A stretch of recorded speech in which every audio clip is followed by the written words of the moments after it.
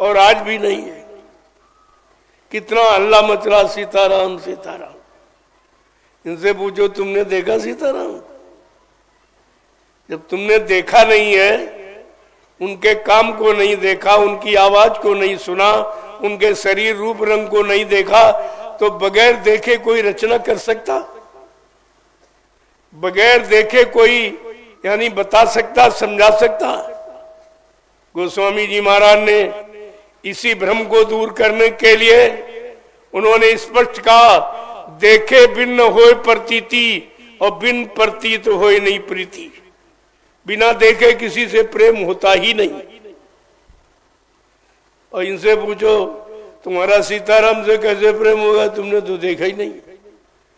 और वो करोड़ों वर्ष की बात हो गई, एक युग बीच में छूट गया, द्वापर और त्रेता की चर्चा हो रही। क्या द्वापर खराब था? द्वापर वाली शक्ति से इनसे करोड़ों गुना बड़ी थी। ये तो 16 कला से आए थे राम, और द्वापर में कृष्ण है 64 कलाओं से। कितने गुना बड़ी शक्ति, उसका जिक्र नहीं। और ये पीछे की बात करने लगे। इनसे पूछा जाए भाई सीताराम तो त्रेता में आए थे, द्वापर को क्यों छोड़ दिया?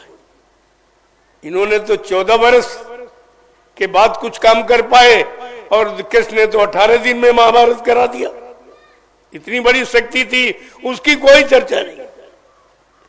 ऐसे ये अज्ञानी है। इन अज्ञानियों के पीछे तुम दौड़ते हो, इन अंधों के पीछे दौड़ते जिन्होंने देखा नहीं राम को, इन बहरों के पीछे दौड़ते जिन्होंने उनकी वाणी सुनी नहीं। ऐसे बुद्धिहीनों की बात मानोगे तो तुम्हारा परिणाम खराब होगा। मैंने स्पष्ट कहा, अगर 24 का चुनाव हुआ तो भारत की जनता के चिथड़े उड़ जाएंगे, चिथड़े।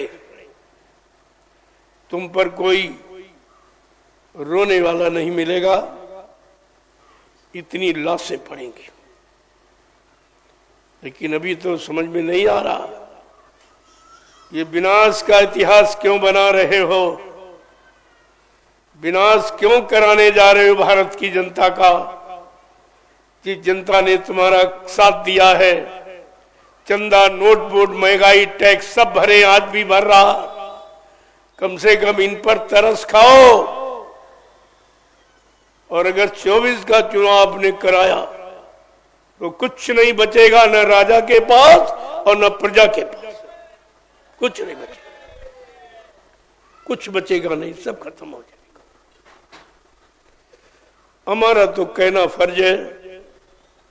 मैं तो अभी प्रार्थना कर रहा हूं इनसे कि अपनी जनता पर तरस खाओ, जो तुम्हारे पीछे दौड़ रही है, तुमको अपना राजा भगवान मान रही है।